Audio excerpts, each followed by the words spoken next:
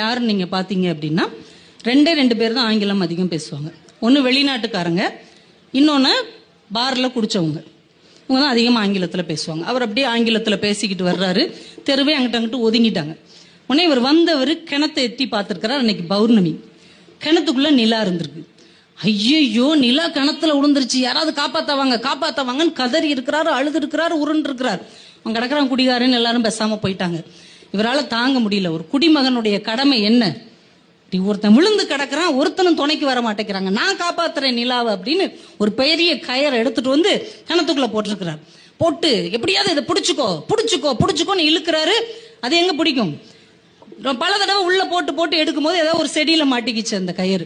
இழுத்து பார்த்திருக்கிறான். நிலா கயிறை பிடிச்சிக்கிச்சு. ஸ்ட்ராங்கா பிடிச்சிருக்கோ, அண்ணன் உன்னைய காப்பாத்துறேன் வேகமா இழுத்து இருக்கிறாரு. அந்த செடி அந்து போய் அப்படியே மட்டமல்லாக்க விழுந்திருக்கிறார்.